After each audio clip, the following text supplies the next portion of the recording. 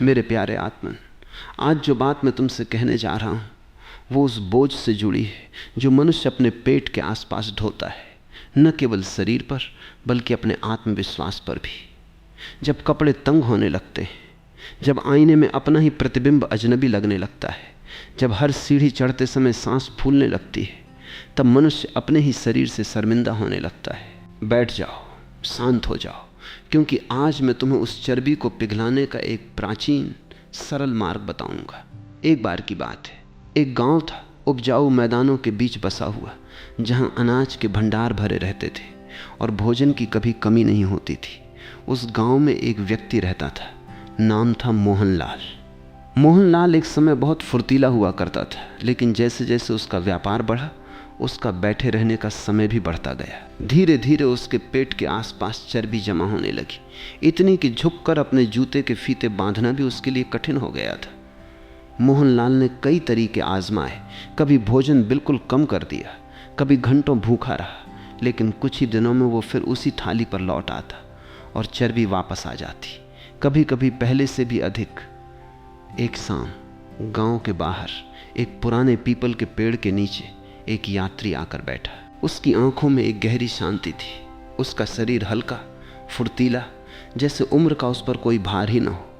गांव के लोग धीरे धीरे उसके पास जमा होने लगे और मोहनलाल भी अपने भारी शरीर को घसीटते हुए वहां पहुंचा।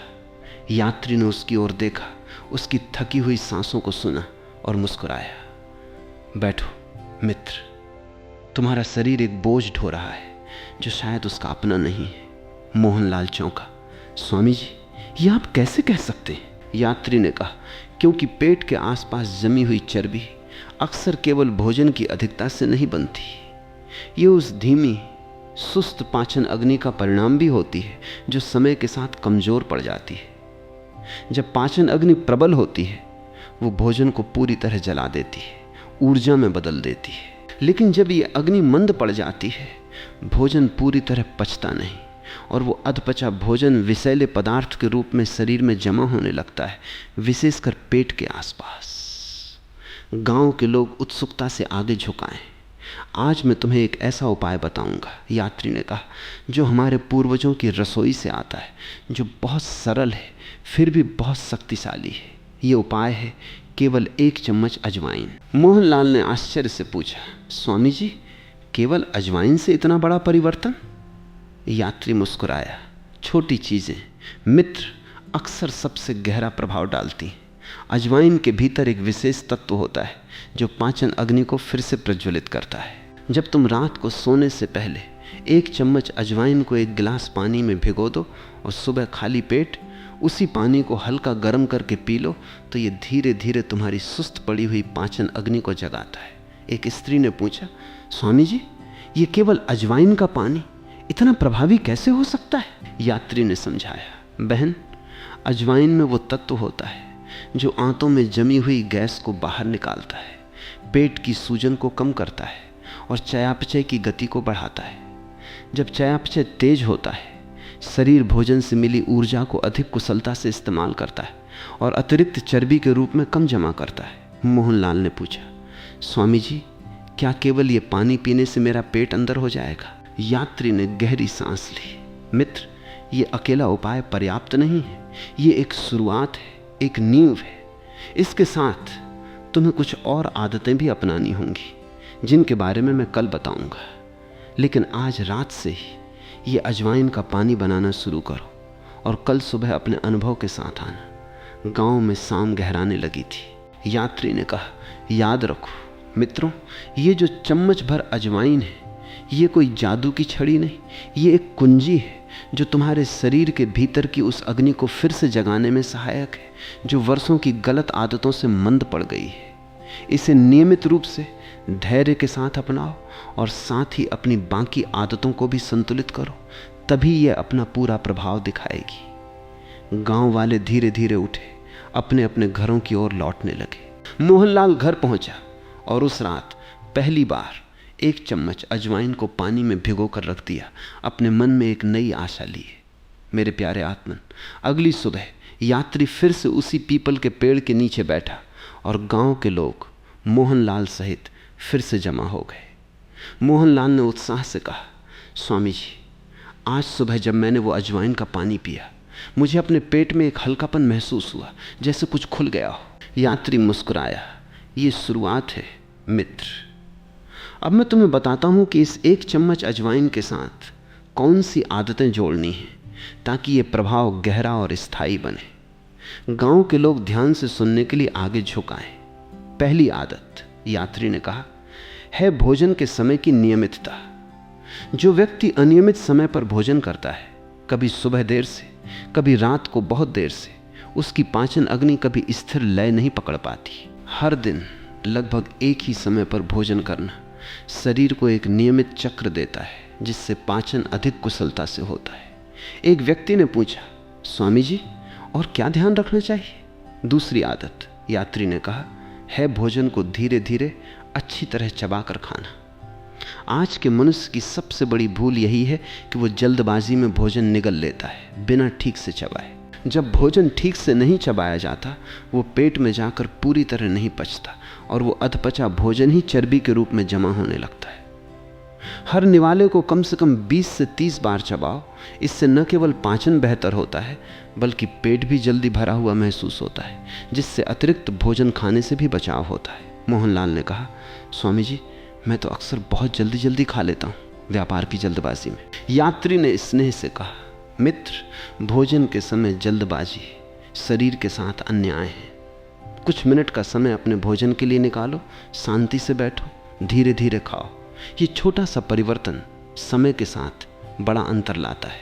यात्री ने आगे कहा, तीसरी आदत जो पेट की चर्बी को कम करने में विशेष रूप से सहायक है, वो है सुबह के समय खाली पेट थोड़ी देर तेज चाल से चलना। जब सुबह के समय पेट खाली हो, शरीर हिलता है, ये सीधे उस जमी हुई चर्बी को ऊर्जा में बदलने के लिए उकसाता है, क्योंकि उस समय शरीर के पास तुरंत इस्तेमाल के लिए कोई ताज़ा भोजन ऊर्जा नहीं होती। इसलिए वो अपने भंडार से, अपनी जमा चर्बी से ऊर्जा खींचता है। एक स्त्री ने पूछा, स्वामी जी, कितनी देर चलना चाहिए? यात्री ने कहा, शुरुआत में 15 से 20 मिनट पर्याप्त है, फिर धीरे धीरे इसे 30 मिनट तक बढ़ाया जा सकता है। लेकिन ध्यान रखना, ये तेज चाल होनी चाहिए, इतनी तेज कि सांस थोड़ी तेज हो जाए, लेकिन इतनी भी तेज नहीं कि सांस लेना कठिन हो जाए। संतुलन यहाँ भी सबसे महत्वपूर्ण नियम है। यात्री ने आगे कहा, चौथी आदत जो अत्यंत महत्वपूर्ण है, वो है पर्याप्त नींद। जब नींद अधूरी रहती है, शरीर एक विशेष हार्मोन अधिक मात्रा में बनाता है, जो भूख को बढ़ाता है, विशेषकर मीठे और तैलीय भोजन की लालसा को। जो व्यक्ति कम सोता है, वो अनजाने में ही अधिक खाने लगता है, और यह अतिरिक्त भोजन सीधे पेट के आसपास चर्बी के रूप में जमा होता है। मोहनलाल ने चौंक कर कहा, स्वामी जी, मैं तो व्यापार की चिंता में अक्सर देर रात तक जागता रहता हूँ और सुबह जल्दी उठ जाता हूँ। यात्री ने कहा, यही तो तुम्हारे शरीर पर दोहरी मार है मित्र। एक और अधूरी नींद तुम्हारी भूख बढ़ा रही है, दूसरी ओर वही अधूरी नींद तुम्हारे शरीर को अपनी मरम्मत का पूरा समय नहीं दे रही। पर्याप्त गहरी नींद ये चर्बी घटाने की यात्रा का उतना ही महत्वपूर्ण हिस्सा है जितना भोजन और गति। यात्री ने अब एक गहरी कहानी सुनानी शुरू की। मुझे एक और गांव की याद आती है, जहां एक बूढ़ा व्यक्ति रहता था, जिसकी उम्र 70 वर्ष से अधिक थी, लेकिन उसका पेट बिल्कुल सपाट था। उसका शरीर एक युवा व्यक्ति जैसा फुर्तीला था। जब मैंने उससे उसका रहस्य पूछा, उसने कहा, बेटा, मैं कभी पेट भरकर नहीं खाता। मैं हमेशा उतना ही खाता हूँ जितना मेरे पेट का 3/4 हिस्सा भरे, बाकी 1/4 हिस्सा खाली छोड़ देता हूँ, ताकि पाचन अग्नि को अपना काम करने की जगह मिले। गांव के लोग इस बात से गहराई से प्रभावित हुए। यात्री ने कहा, यही तो एक और गहरा रहस्य है मित्रों। पेट को पूरी तरह भर लेना, चाहे भोजन कितना भी स्वास्थ्यवर्धक क्यों न हो, पाचन अग्नि पर अतिरिक्त भार डालता है। जब पेट का कुछ हिस्सा खाली रहता है, पाचन अग्नि को घूमने की, अपना काम ठीक से करने की जगह मिलती है। एक व्यक्ति ने पूछा, स्वामी जी, क्या कोई ऐसा भोजन है जिससे विशेष रूप से बचना चाहिए, यदि हम पेट की चर्बी कम करना चाहते? यात्री ने कहा, हाँ मित्र, परिष्कृत आटे से बनी चीज़ें जैसे बाजार की सफ़ेद ब्रेड, अत्यधिक तला हुआ भोजन और ठंडे बोतलबंद मीठे पेय, ये तीनों पेट की चर्बी को सबसे अधिक बढ़ावा देते हैं। इनसे जितनी दूरी बनाई जाए उतना बेहतर। यात्री ने अंत में कहा, तो मित्रों, वो 1 चम्मच अजवाइन अपने आप में एक शक्तिशाली शुरुआत है, लेकिन जब उसके साथ नियमित भोजन का समय, धीरे धीरे चबाना, सुबह की तेज चाल, पर्याप्त नींद और संतुलित मात्रा में भोजन जुड़ जाता है, तब ये पूरी यात्रा अपना असली गहरा प्रभाव दिखाती है। मोहनलाल ने हाथ जोड़कर कहा, स्वामी जी, आपने मुझे केवल एक उपाय नहीं दिया, आपने मुझे अपने शरीर के साथ जीने का एक नया तरीका दिया है। यात्री मुस्कुराया, धीरे से उठा, अपना झोला कंधे पर रखा। यही तो सच्चा उपचार है मित्र। जब मनुष्य अपने शरीर की प्राकृतिक लय को समझने लगता है और उसके साथ तालमेल बिठाकर जीने लगता है, तब शरीर स्वयं ही अपने संतुलन की ओर लौटने लगता है। गांव वाले उसे जाते हुए देखते रहे जब तक वो दूर खेतों के पार ओझल नहीं हो गया। मेरे प्यारे आत्मन, यही आज की सबसे गहरी सीख है। रात को भिगोई हुई 1 चम्मच अजवाइन, सुबह खाली पेट उसका गुनगुना पानी, नियमित भोजन का समय, धीरे धीरे चबाना, सुबह की तेज चाल, पर्याप्त गहरी नींद और पेट को पूरी तरह न भरना, ये सब मिलकर धीरे धीरे तुम्हारे पेट की उस जमी हुई चर्बी को पिघला सकते हैं और उस गंदगी को बाहर निकाल सकते हैं जो वर्षों से तुम्हारे भीतर जमा थी। ये कोई एक रात का चमत्कार नहीं, ये एक धैर्यपूर्ण यात्रा है। लेकिन जो इस यात्रा पर ईमानदारी से चलता है, वो अपने शरीर में, अपने आत्मविश्वास में धीरे धीरे वो हल्कापन फिर से पाता है जिसे उसने वर्षों पहले खो दिया था। जागो, अपने शरीर को, अपनी पाचन अग्नि को वो देखभाल दो जिसकी उसे आवश्यकता है। यही सच्चा स्वास्थ्य है, यही सच्चा जीवन है। मेरे प्यारे आत्मन, कुछ सप्ताह बीत गए। मोहनलाल का पेट धीरे धीरे हल्का होने लगा था, लेकिन एक दिन गांव में एक नई स्त्री पहुंची, दूर के एक कस्बे से, जिसका नाम था शांति। शांति की चिंता अलग थी। उसने बच्चे को जन्म देने के बाद से अपने पेट के आसपास जमी हुई चर्बी से जूझ रही थी। उसने यात्री से पूछा, स्वामी जी, क्या ये अजवाइन का उपाय मेरे लिए भी काम करेगा या मुझे कुछ अलग करना होगा? यात्री ने उसकी ओर देखा स्नेह से और कहा, बहन, हर शरीर की अपनी कहानी होती है, लेकिन कुछ सिद्धांत सबके लिए समान रूप से काम करते हैं। आज मैं तुम्हें कुछ और मसालों के बारे में बताऊंगा जो अजवाइन के साथ मिलकर इस उपचार को और गहरा बनाते हैं। गांव के लोग करीब खिसक आए उत्सुकता से। पहला, यात्री ने कहा, है जीरा। जीरे को भी अजवाइन की तरह रात भर पानी में भिगोया जा सकता है या फिर इसे सूखा भूनकर, हल्का पीसकर गुनगुने पानी के साथ लिया जा सकता है। जीरा शरीर में उस विशेष रस को बढ़ाता है जो वसा को तोड़ने में सहायक होता है। जब अजवाइन और जीरा साथ मिलते हैं, उनका प्रभाव अकेले से कहीं अधिक गहरा हो जाता है। शांति ने पूछा, स्वामी जी, इन दोनों को साथ कैसे लें? यात्री ने समझाया, आधा चम्मच अजवाइन और आधा चम्मच जीरा, दोनों को साथ मिलाकर रात को 1 गिलास पानी में भिगो दो। सुबह इस पानी को हल्का गर्म करके खाली पेट धीरे धीरे पियो। ये मिश्रण अकेले अजवाइन से भी अधिक प्रभावी है। एक व्यक्ति ने पूछा, स्वामी जी, क्या इसमें कुछ और भी मिलाया जा सकता है? यात्री ने कहा, हाँ मित्र, यदि तुम्हारा शरीर सहन कर सके तो इस पानी में पीने से पहले थोड़ा नींबू का रस और आधा चम्मच शहद भी मिलाया जा सकता है। नींबू शरीर की भीतरी सफाई में सहायक है और शहद संतुलित मात्रा में ऊर्जा देता है बिना अतिरिक्त चर्बी बढ़ाए।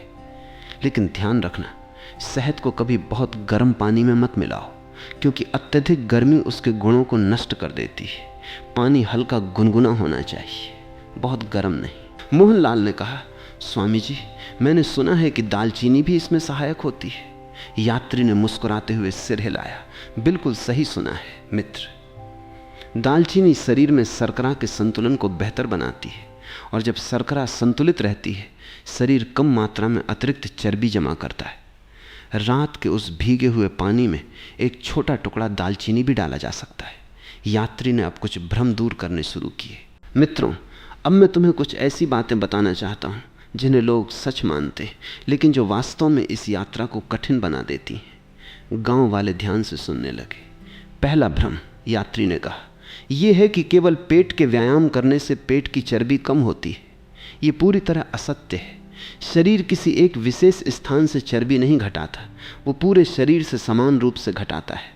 अपनी प्राकृतिक प्रवृत्ति के अनुसार। इसलिए केवल पेट के व्यायाम करने से भले ही मांसपेशियां मजबूत हों, ऊपर जमी हुई चर्बी उतनी आसानी से नहीं जाती जब तक पूरे शरीर की गतिविधि और भोजन संतुलित न हो।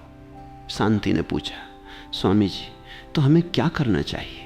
यात्री ने कहा, पूरे शरीर को गति दो, तेज चलना, तैरना या कोई भी ऐसी गतिविधि जो पूरे शरीर को सक्रिय करे। साथ में भोजन को संतुलित रखो। ये दोनों मिलकर धीरे धीरे पूरे शरीर से चर्बी घटाते हैं, जिसमें पेट का हिस्सा भी शामिल होता है। यात्री ने आगे कहा, दूसरा भ्रम यह है कि भूखे रहने से, भोजन बिल्कुल छोड़ देने से चर्बी तेजी से घटती है।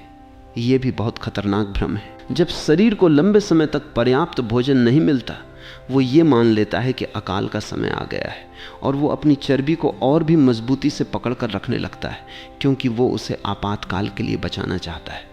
इसलिए भूखे रहना चर्बी घटाने का नहीं, बल्कि चर्बी को बचाए रखने का तरीका बन जाता है।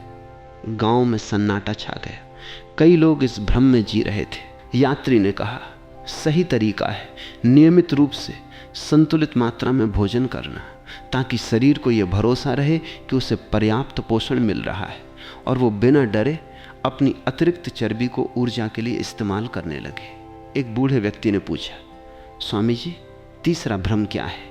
यात्री ने गहरी सांस ली। तीसरा भ्रम यह है कि बाजार में मिलने वाले विशेष पेय या तुरंत परिणाम देने वाले चूर्ण ये स्थायी समाधान है। ये अक्सर शरीर से जल को बाहर निकालकर तुरंत वजन कम दिखाते हैं, लेकिन ये असली चर्बी नहीं, केवल जल की कमी होती है जो कुछ ही दिनों में वापस आ जाती है। असली स्थायी परिवर्तन केवल धैर्यपूर्ण प्राकृतिक तरीकों से आता है, जैसे मैंने तुम्हें बताया। शांति ने हाथ जोड़कर कहा, स्वामी जी अब मुझे समझ आया कि मुझसे कहाँ भूल हो रही थी। मैंने भी कई बार भूखा रहने की कोशिश की थी। यात्री ने स्नेह से कहा, बहन ये भूल तुम्हारी अकेली नहीं, ये लगभग हर मनुष्य करता है, क्योंकि जल्दी परिणाम पाने की चाहत स्वाभाविक है। लेकिन शरीर जल्दबाजी को पसंद नहीं करता, वो धैर्य और नियमितता को पुरस्कृत करता है। गांव में शाम गहराने लगी थी। यात्री ने कहा, आज इतना ही मित्रों, कल हम इस विषय के कुछ और गहरे पहलुओं पर बात करेंगे, विशेषकर उन गतियों के बारे में जो पेट की चर्बी को घटाने में सबसे अधिक सहायक है। गांव वाले धीरे धीरे उठे, अपने अपने घरों की ओर लौटने लगे। शांति अपने मन में उस जीरा और अजवाइन के मिश्रण को याद करते हुए जिसे वो आज रात ही बनाने वाली थी। मेरे प्यारे आत्मन, अगली सुबह यात्री फिर से उसी पीपल के पेड़ के नीचे बैठा और गांव के लोग मोहनलाल और शांति सहित फिर से जमा हो गए। यात्री ने कहा, आज मैं तुम्हें कुछ ऐसी गतियों के बारे में बताऊंगा जो विशेष रूप से पेट की भीतरी मांसपेशियों को सक्रिय करती हैं और पाचन अग्नि को और तेज करती हैं। गांव वाले उत्सुकता से आगे झुकाए। पहली गति, यात्री ने कहा, है वो जिसे हमारे पूर्वज पेट की सफाई की क्रिया कहते थे। सुबह खाली पेट खड़े होकर अपने घुटनों को थोड़ा मोड़ो, अपने हाथों को जांघों पर रखो, फिर गहरी सांस छोड़ते हुए अपने पेट को भीतर की ओर, रीढ़ की हड्डी की ओर खींचो जितना हो सके।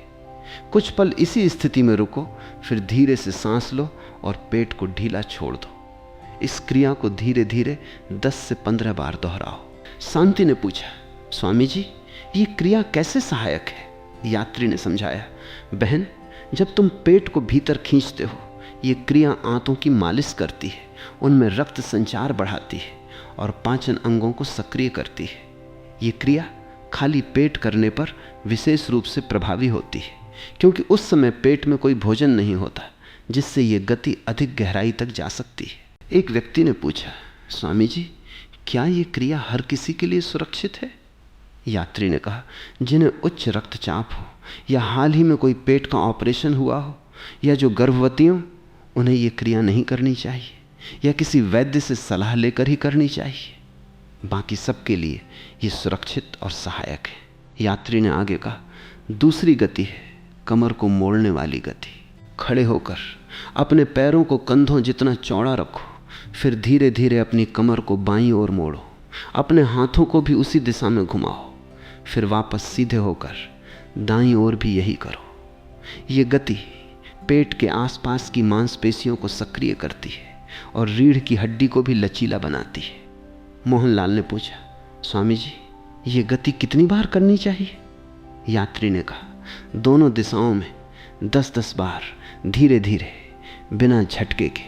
ये गति तेजी से नहीं बल्कि नियंत्रित धीमी गति से करनी चाहिए, ताकि मांसपेशियों को पूरा लाभ मिले और कमर पर कोई अनावश्यक दबाव न पड़े।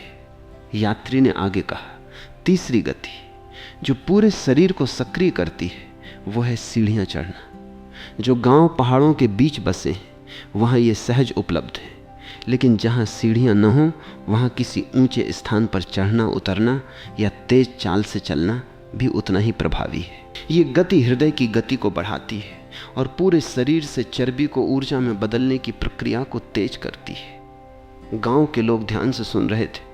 कुछ लोग तो अपने घरों की सीढ़ियों को याद कर रहे थे जिन्हें वे रोज चढ़ते उतरते थे, बिना इस पर ध्यान दिए कि ये उनके स्वास्थ्य के लिए कितना सहायक हो सकता है। यात्री ने अब एक गहरी बात कही, मित्रों, इन गतियों का सबसे गहरा लाभ तभी मिलता है जब इन्हें नियमित रूप से किया जाए, हर दिन बिना नागा किए। शरीर तभी बदलता है जब उसे एक निरंतर दोहराया गया संकेत मिलता है। यदि तुम एक दिन ये गतियां करो फिर हफ्तों तक भूल जाओ तो शरीर को वो निरंतर संकेत नहीं मिलता और परिणाम भी उतने गहरे नहीं होते। शांति ने पूछा, स्वामी जी यदि किसी दिन समय न मिले तो क्या करना चाहिए? यात्री ने कहा, बहन, पूर्णता की चाह में मत उलझो। यदि किसी दिन पूरा अभ्यास न हो सके तो कम से कम 5 मिनट भी निकालो, कुछ भी बेहतर है कुछ न करने से। निरंतरता पूर्णता से अधिक महत्वपूर्ण है। यात्री ने आगे कहा, चौथी गति जो सबसे सरल है फिर भी सबसे अधिक अनदेखी की जाती है वो है भोजन के बाद टहलना। भोजन करने के तुरंत बाद बैठ जाना या लेट जाना पाचन को धीमा करता है और भोजन को चर्बी के रूप में जमा होने का अधिक अवसर देता है। लेकिन भोजन के बाद 10-15 मिनट धीरे धीरे टहलना पाचन को सक्रिय रखता है और भोजन को ऊर्जा में बदलने की प्रक्रिया को गति देता है। मोहनलाल ने कहा, स्वामी जी हमारे यहाँ तो कहावत है भोजन के बाद 100 कदम चलना चाहिए। यात्री मुस्कुराया, ये कहावत बहुत गहरे ज्ञान से भरी है। मित्र, हमारे पूर्वजों ने बिना किसी वैज्ञानिक जांच के भी अपने अनुभव से ये सत्य जान लिया था जिसे आज विज्ञान भी पुष्टि करता है। यात्री ने अब अपनी बात समेटते हुए कहा, तो मित्रों, वो पेट की सफाई की क्रिया, कमर मोड़ने की गति, सीढ़ियाँ चढ़ना या तेज चलना और भोजन के बाद टहलना, ये चारों गतियाँ उस अजवाइन और जीरे के पानी के साथ मिलकर एक संपूर्ण मार्ग बनाती हैं जो धीरे धीरे तुम्हारे पेट की चर्बी को पिघलाने में सहायक है। एक बूढ़ी स्त्री ने पूछा, स्वामी जी क्या इन सब के परिणाम दिखने में कितना समय लगता है? यात्री ने गहरी सांस ली, माता, हर शरीर अलग होता है इसलिए समय भी अलग अलग लगता है, लेकिन सामान्यतः यदि ये सब नियमित रूप से अपनाया जाए तो 4 से 6 सप्ताह में हल्का अंतर महसूस होने लगता है और 3 से 4 महीनों में स्पष्ट परिवर्तन दिखाई देने लगता है। धैर्य रखना मित्रों, क्योंकि जो चर्बी वर्षों में जमा हुई है वो कुछ दिनों में नहीं जा सकती। उसे भी उतना ही समय चाहिए जितना धैर्यपूर्वक तुम इस यात्रा को अपनाओगे। गांव में सूरज अब ऊंचा चढ़ाया था। यात्री ने कहा, आज इतना ही। मित्रों, कल हम इस विषय के मानसिक पहलू पर बात करेंगे, उस भावनात्मक भोजन के बारे में जो अक्सर पेट की चर्बी का एक छुपा हुआ कारण होता है। गांव वाले धीरे धीरे उठे, अपने अपने घरों की ओर लौटने लगे, अपने मन में उन गतियों को दोहराते हुए जिन्हें वे कल सुबह से अपनाने वाले थे। मेरे प्यारे आत्मन, अगली सुबह यात्री फिर से उसी पीपल के पेड़ के नीचे बैठा और गांव के लोग फिर से जमा हो गए। यात्री ने गंभीरता से कहा, आज मैं तुम्हें इस पूरी यात्रा का एक ऐसा पहलू बताऊंगा जिसे लोग सबसे कम समझते हैं, लेकिन जो शायद सबसे गहरा है। ये पहलू है भावनाओं और भोजन का संबंध। गांव वाले उत्सुकता से आगे झुक आए।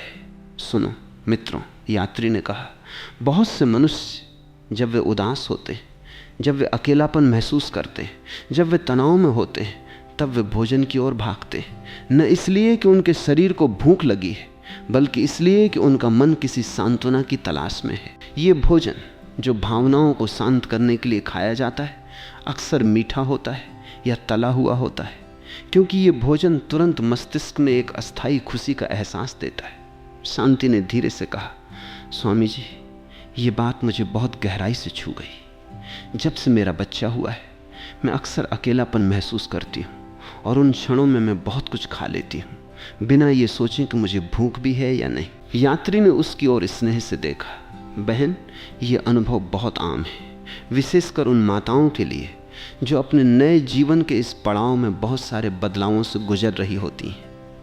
लेकिन जब तक इस भावनात्मक भोजन को पहचाना नहीं जाता तब तक कोई भी शारीरिक उपाय पूरी तरह सफल नहीं हो पाता, क्योंकि शरीर एक ओर से चर्बी घटाने की कोशिश करता है और दूसरी ओर से भावनात्मक भोजन के माध्यम से वही चर्बी फिर से जमा होती रहती है।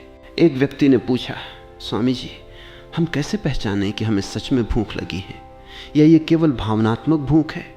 यात्री ने कहा, बहुत अच्छा प्रश्न है मित्र। सच्ची भूख धीरे धीरे आती है, पेट में हल्की खालीपन के साथ, और ये किसी भी भोजन से संतुष्ट हो जाती है।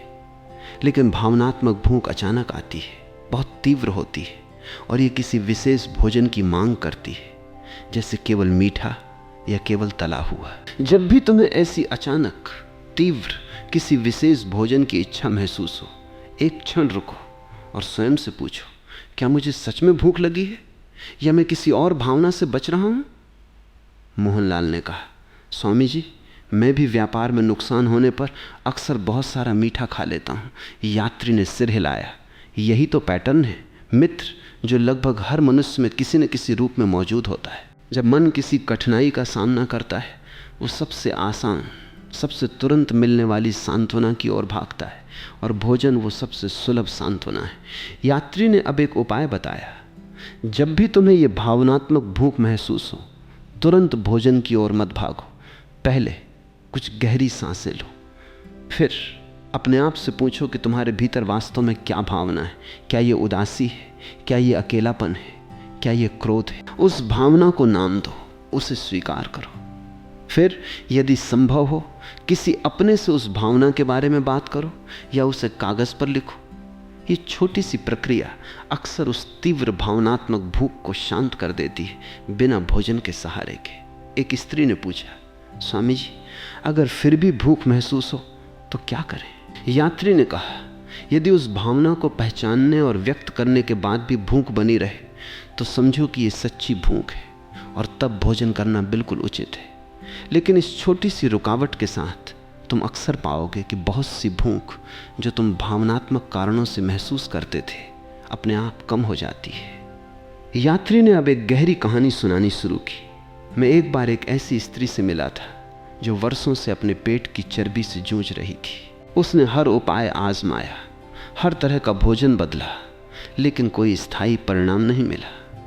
एक दिन बातचीत में उसने बताया कि उसके पति का व्यवहार उसके प्रति बहुत कठोर था और वो अपने दुख को कभी व्यक्त नहीं करती, बस चुपचाप सहती रहती और रात को अकेले में बैठकर खाती रहती। जब उसने अपनी इस आदत को पहचाना और धीरे धीरे अपनी भावनाओं को व्यक्त करना सीखा, कभी अपनी बहन से बात करके, कभी लिखकर, उसकी रात की वो भावनात्मक भूख धीरे धीरे कम होने लगी और उसके साथ उसका पेट भी धीरे धीरे हल्का होने लगा।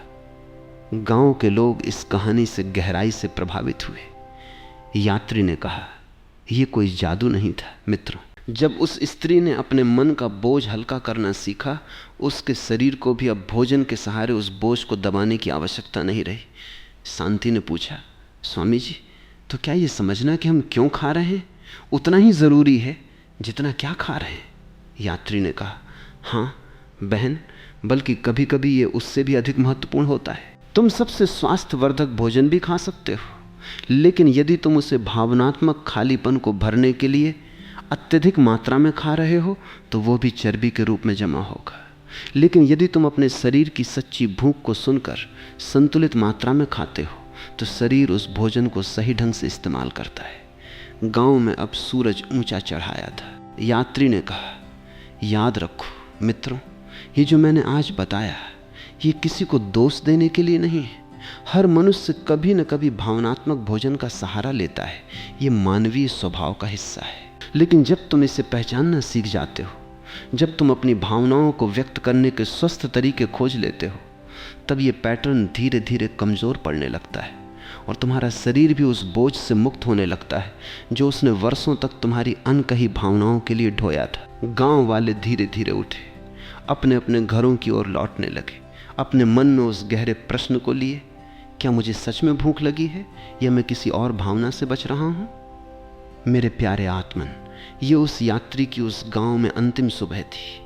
पूरा गांव, मोहनलाल, शांति और अन्य सभी पीपल के पेड़ के नीचे जमा हो चुके थे, ये जानते हुए कि आज वो आगे बढ़ेगा। यात्री ने सबकी ओर देखा और कहा, आज मैं तुम्हें कुछ ऐसी बातें बताऊंगा जो इस पूरी यात्रा को समेटती हैं, और साथ ही कुछ ऐसे भ्रम भी दूर करूंगा जो अभी तक अनकहे रह गए हैं। गांव वाले ध्यान से सुनने के लिए आगे झुकाए।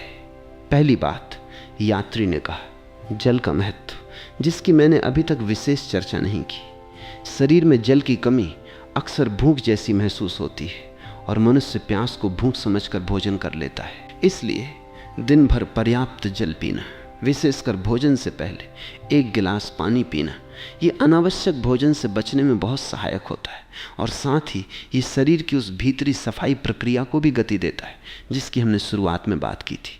एक व्यक्ति ने पूछा, स्वामी जी कितना पानी पीना चाहिए? यात्री ने कहा, यह हर शरीर की प्रकृति, मौसम और गतिविधि पर निर्भर करता है, लेकिन सामान्यतः दिन भर में 8 से 10 गिलास पानी एक उचित मात्रा मानी जाती है।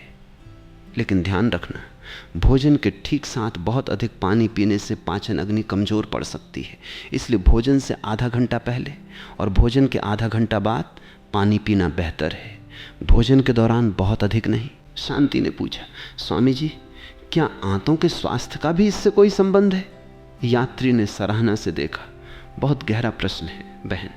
हाँ, आंतों का स्वास्थ्य इस पूरी यात्रा की जड़ है। जब आंतों में अच्छे और बुरे जीवाणुओं का संतुलन बिगड़ जाता है, पाचन प्रभावित होता है और शरीर में सूजन बढ़ती है जो सीधे पेट के आसपास चर्बी के जमाव को बढ़ावा देती है। दही, विशेषकर घर का बना ताज़ा दही, आंतों के अच्छे जीवाणुओं को पोषण देता है और उनके संतुलन को बनाए रखने में सहायक है। मोहनलाल ने पूछा, स्वामी जी तो क्या रोज़ दही खाना चाहिए? यात्री ने कहा, हाँ मित्र, लेकिन दिन के समय, विशेषकर दोपहर में, क्योंकि रात के समय दही कुछ शरीर की प्रकृति के लिए भारी हो सकता है और इसे मीठा करके नहीं बल्कि सादा या हल्के मसालों के साथ खाना अधिक लाभकारी है। यात्री ने अब अंतिम भ्रम पर बात की। मित्रों, एक अंतिम भ्रम जो मैं आज दूर करना चाहता हूँ वो है ये सोचना कि एक बार चर्बी घट जाने के बाद पुरानी आदतों में वापस लौटा जा सकता है। ये सबसे बड़ी भूल है जो अधिकतर मनुष्य करते हैं। जब शरीर संतुलन में आ जाता है और मनुष्य ये सोचकर पुरानी आदतों में लौट जाता है कि अब तो सब ठीक हो गया, वो चर्बी धीरे धीरे फिर से लौट आती है, कई बार पहले से भी अधिक तेजी से। गांव में सन्नाटा छा गया। ये बात सबको गहराई से चुभी। यात्री ने कहा, ये जो जीवन शैली मैंने तुम्हें बताई, अजवाइन और जीरे का पानी, नियमित भोजन का समय, धीरे धीरे चबाना, सुबह की गतियाँ, पर्याप्त नींद, भावनाओं की पहचान, पर्याप्त जल और स्वस्थ आंतों का ध्यान, ये कोई अस्थायी उपाय नहीं है।